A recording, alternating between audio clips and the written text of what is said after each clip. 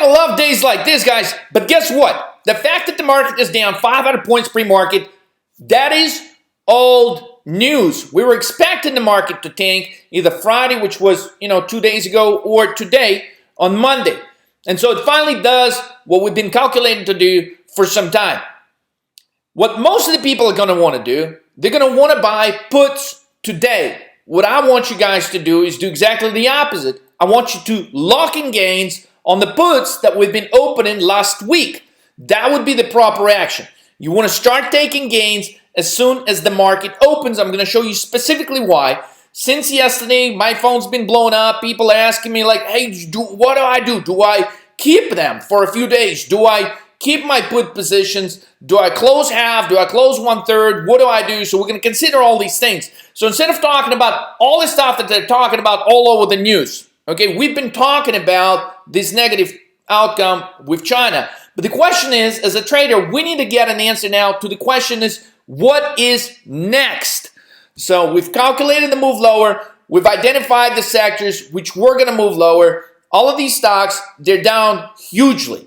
What is the next decision that you will make as a trader that will put even more money in your pocket? And by the way, guys, I know this fight with the market has not been easy, so give yourself some credit. Congratulations to those of you that have been able to stay with your put positions, okay? Give yourself high five, okay? Nicely done, guys. So, but for now, we're not going to concentrate a lot about what's happening with the earnings today. Let's focus specifically on what is the most important thing, and that is trying to identify how do you trade the market from here.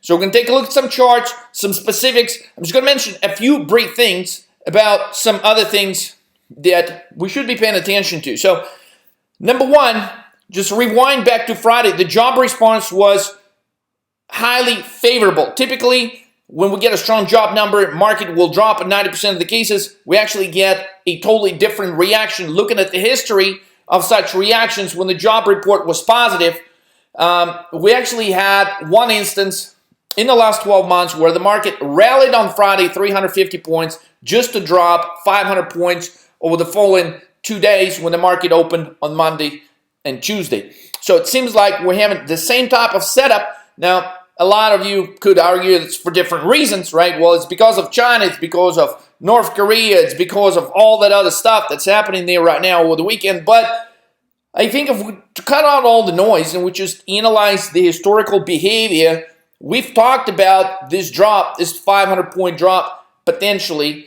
looking at the charts, looking at behavioral patterns that we analyze based on the historic observations. And so all this Chinese trade deal is just a bunch of noise, guys. But something to do pay attention to is if this is going to be a good swing trade for you, meaning how do you really want to focus on this continuous drop and the potential for some of the key sectors with identified, like the Chinese stocks, the tech stocks, the FANG stocks, the cloud stocks, the semiconductor stocks?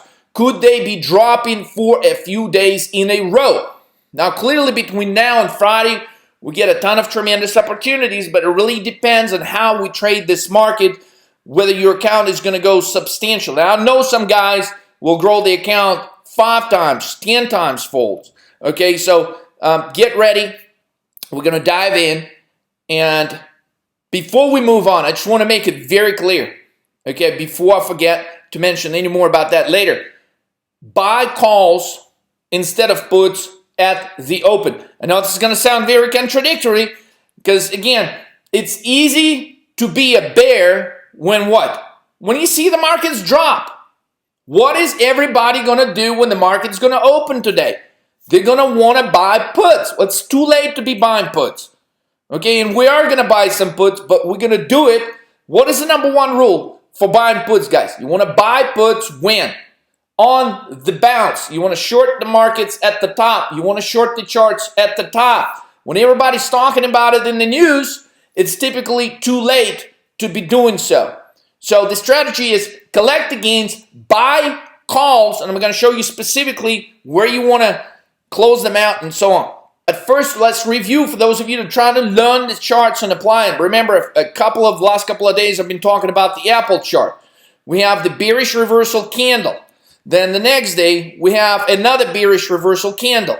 So since Apple is such a heavy indicator of what could be happening next, even if you don't trade Apple, which we don't trade Apple very often, on occasion we do, but use it as just like run it sometimes right next to your S&P futures, run it right next to your NASDAQ futures and so on, run it right next to your VIX, so you can get a better reading of what the market is doing. So when you see this next time on an important stock like Apple, be ready, right? That's what we're talking about. Bearish candle 1, bearish candle 2, drop off a cliff.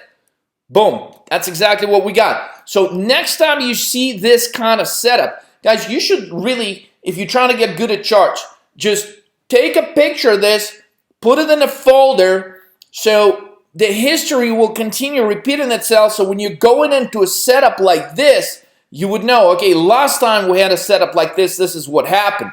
So I'm keep bringing this picture up because you can learn a lot from this. So I hope you'll print it out, put it in the folder, and just keep collecting these setups.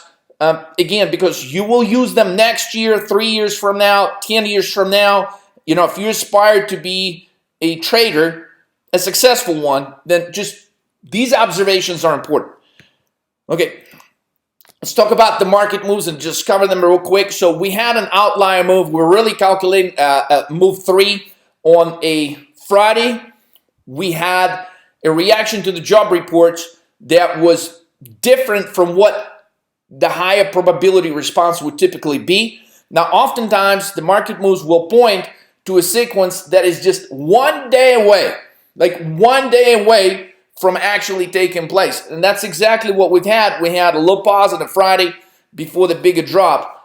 So here's how it looks on the chart. For those of you that are new to the 13 market moves, it's a straight move higher, right? The market opens high in relation to where it started, and it continues this nice uptrend throughout the day. Now, the 2-day sequence is 2-1. So again, basically we got the bull-bear fight continues here, and making these observations actually helps us make some decisions on how we want to really trade this market today. So the fight between the bull and bears continues. We had a nice move too, which is a bearish reversal move on a Thursday, followed by a bullish move in actually what would typically be considered bearish conditions in the market. So this is how the 2-1 sequence looks, right? So here's your bear, here's your bull. If we put this on a 5-day sequence, right, we still got the predominant move is bearish. As you can see, you got 3 bearish moves here. 11, 4, 9, 2, 1 is the sequence. You got 11, 9, and 2, the bearish moves. But these 4s and 1s, they are there. So despite of how horrible things may be looking today, the market is down 500 points. Okay, we should be prepared for what? Well, clearly, if you study the 13 market moves, you know there's only a couple of instances when the market gaps down where it could turn into a bullish move. And if you studied, you would know that it's a move 4 and a move 12. If you've also been paying very close attention to the 13 market moves daily, there's been multiple sequences where just been, you know, the 4s and the 12s just been dominating the market. So despite of the market being 500 points down, guys, do not discount the fact that this could actually turn into a bullish move. So in other words, this huge gap down that's being created today, you know, we may not end up being 500 points down. We may only end up being like 250 points down. And that would tell you, this is what we're watching. This is the key thing that we're watching today, because this would indicate that the bulls don't care and the market could still rebound over the course of the next few days. And if we have a high probability of that, and we certainly don't want to go all out, we want to collect the profits on the put side, and we'll find some really good entries for a quick day trade when the first hour of the market open.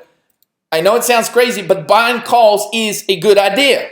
Okay, so again, let's try to analyze this 5-day sequence.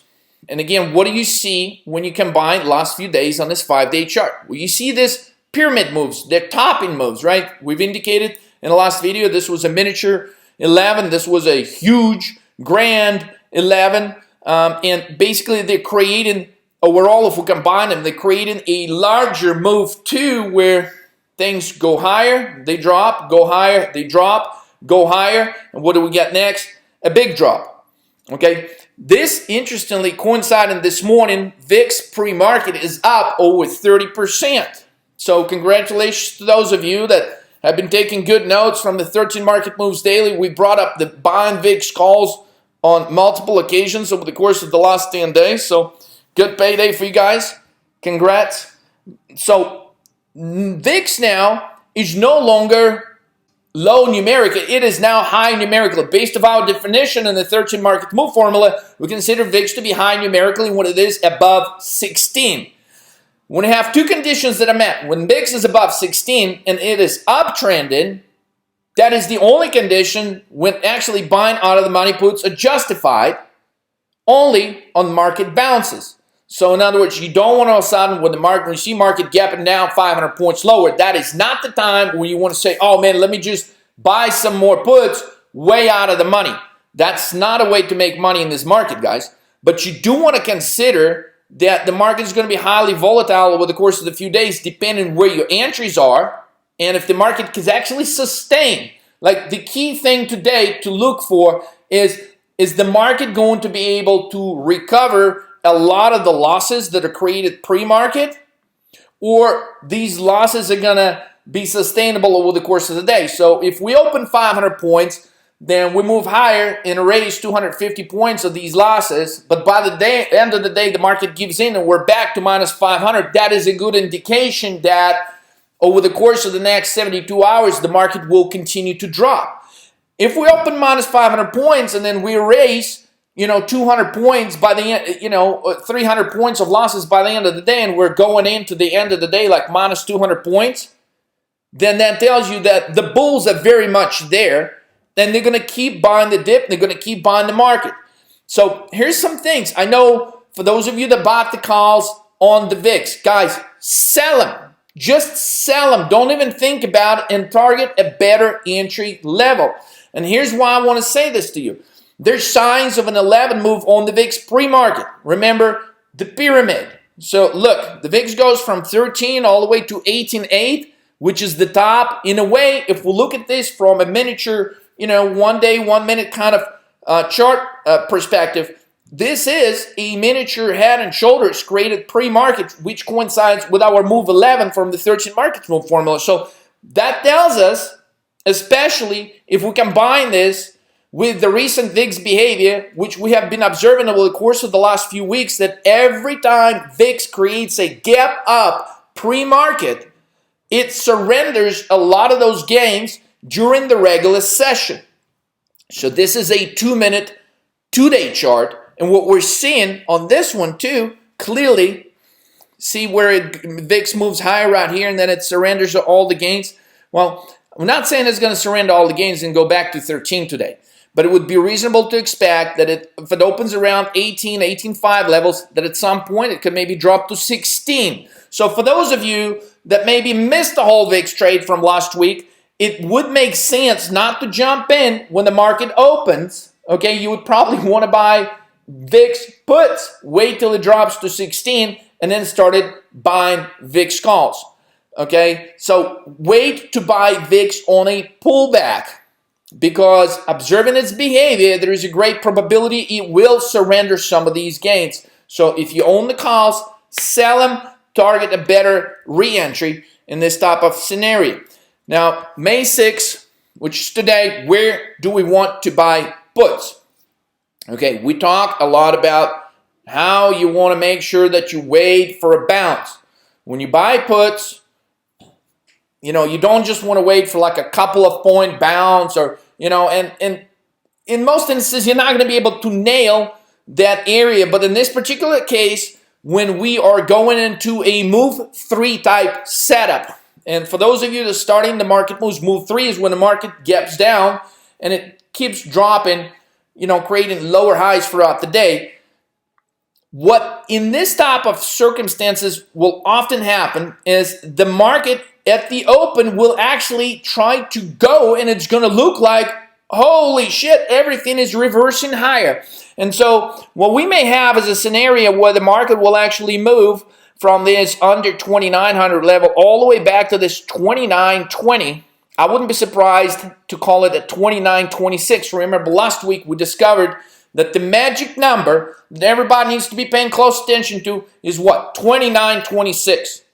So it is possible that the market could run up to this 2,920, 2,926 magic number before it's going to resume the drop. So the answer to those of you that are looking at this red market this morning and you're like, why the hell didn't I do it? Why didn't I buy some puts? And you're thinking about buying them today, I want you to wait. Do not buy any puts at the market open. Wait for a bounce. And I'm giving you the specific area of where it may be a good idea to actually come in and buy some puts. Also, in expectation of this, I've mentioned it may be a good idea. I wouldn't allocate a ton of capital towards this trade. But while all the bears are coming in and celebrating, what we really want to do, we want to catch this quick trade to the upside. So the market opens. I think there is a great probability it's going to run up to this area where this gap down was created. Now, you don't want to overstay your welcome, since it's not a trade. You're looking to lock in 500-600% of gains, but just buy some calls on best names out there, like Amazon and Apple and so on. They will bounce, and don't expect them to erase all the losses, but expect a bounce. So it's a quick trade. You buy calls at the open. You can buy the indexes calls at the open and just wait for a quick bounce. You close them out right around these levels, and that's when you consider buying puts. Now, be very careful when you do this, because what you really want to pay close attention to is the volume. Like, are the markets bouncing from these lows that were created pre-market? Are they bouncing off these lows on strong volume? So pay very close attention to how the volume looks. So clearly, if this moves to retest this level, it's going to look to you, when you're going to be looking at the screen, like the market is actually going to try to close this entire gap. And you're going to be like, oh my God, look at this. So if indeed this move higher happens on huge volume, that tells you institutional investors, they don't care. They want to come in and they want to buy this dip. Now, if you see this move gets right here to about 29.20, 29.26, and it stalls out, like there's no volume, things are just kind of not moving once the market gets there, this is your sign you want to start buying puts. Let's take a little closer on this chart time frame right here. So this is your gap, right? So the market closes on Friday at like 29.50. So it drops to a low level of 28.83 and a half pre-market. It's a 60, 70 point move in S&P. That's not a bad move. But now it looks like we're trying to track higher from here. What is important, and the important observation is, the market is likely to retest this low of 28.83 at some point this week.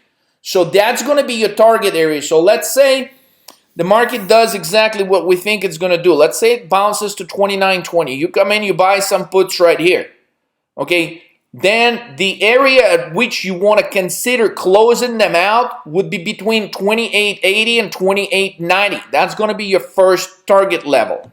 Okay, if we see the market reversing and it's dropping on huge volume, then there is a great probability we're going to break through this level. But just expect them when we do revisit this level. And again, when we say the word level, it doesn't mean 28.83 and a half exact. Like the market could drop back to 28.85 and a half and just not go lower. So if you see the market, which would be represented right by this points right here. This point right here was probably 28.85, 28.86 and a half here, 28.87. Like, just think about these levels where the market has tried to drop and it just kind of stopped, and that's where the bulls were coming in. So between 28.80 and 28.90 is where you want to start closing some of the puts that you're buying at this 29.20 level.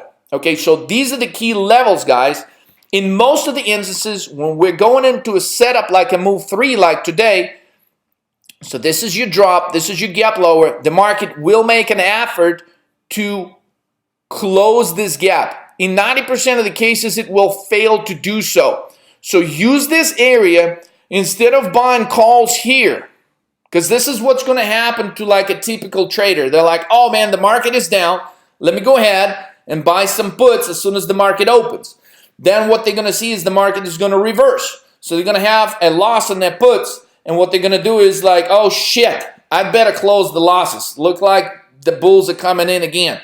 So they're going to close the puts right about this level, because it's clear at that point that the market is reversing higher. And guess what they're going to do? They're going to buy calls. Well, at this point, the market stalls out and then it reverses lower. So now that trader, unfortunately, has got a loss on the put side and the call side. So do not be that guy today. Hopefully, I brought some light to these key levels. Pay attention. Remember, these levels are not precise. You really gotta, focus when you trade today, guys, because identifying at which level you're coming into the trades is gonna keep your costs of your call or put options in check, and that's how you will be able to make the money. Next market move. There's clearly a strong potential for a move 3 if the gap higher is not going to be closed. And there's clearly a potential for a move 4. That would be in the scenario where all institutions are going to come in and say, hey, hell with all these news headlines. We're going to buy this market anyways. Just like what they were trying to do on a Friday. So just because everything looks bearish, okay, it does not mean that you want to buy a ton of puts at the market open. You always want to consider the probability that, considering how crazy this market has been and how stupid it has been, that there's plenty of stupid bulls that are going to say, let's buy the dip.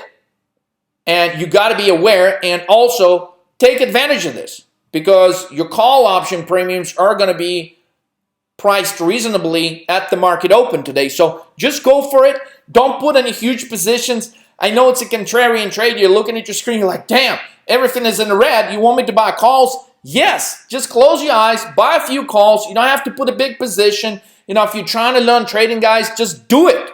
And, just keep your levels in check. Keep your positions in check. And just see how the trade is going to work for you. Okay? But don't be afraid to take action, because that's a good way to learn. If you wanted to learn, just don't put a small position. Don't put your whole account in there. Just buy a couple of contracts and just really focus on the key levels of when you're getting into the trade and when you're getting out. Okay, so the key takeaways, guys, is shorting the top strategy still has the highest probability, even in the best names. Shorting the bounces that happen on low volumes will pay off nicely.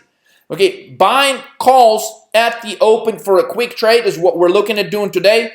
Once the key levels we discussed are hit, short the bounce, because the bulls may initially try to hold up the market, and when you observe that this gap is not filling, right, the gap that was created pre-market, this level of 28.20, 29.26, once we get there, if you see no buy volume, and things are just kind of slowing down at that level, start buying puts. And then, if we surrender some of the bounce throughout the day, that tells you that you want to keep the trade overnight. That tells you that you want to stay and swing trade. Probably for the course of the next 48 hours, just keep those puts. And again, clearly, some of the best names to be buying puts, of course, is China. All the stocks that we've been talking about, we've been noticing some weird observations and behavior from last week. BABA, puts on the bounce. Boeing, remember we've talked like 7 days ago about Boeing when it was trading about 385. We said, hey, buying puts is not a bad idea here, because the chart shows us it's a good time to buy puts. I think Boeing is down to like 360, 365 pre-market. So if Boeing bounces, you want to buy puts. All the cloud stocks that we've been talking about, buy puts on the bounce intraday. Okay? Guys, I hope this is helpful. Watch for key levels for best entries. This is how the money will be made. So overall, we're just at the open. We're slightly bullish. We are bearish, but it's all contingent upon what the bulls are going to do today. Is this going to be ending up in a move 4, then clearly the bulls are still putting on a good fight. If any potential bounce higher intraday will be surrendered by the end of the day, this is a clear confirmation. You do want to swing for the fences. You want to keep your positions overnight for a nice swing trade and stick to those positions over the course of the next 48 to 72 hours. Guys, make it happen. Let's rock. Payday. Luck in the gains. And stay focused. This is going to be an awesome week, guys.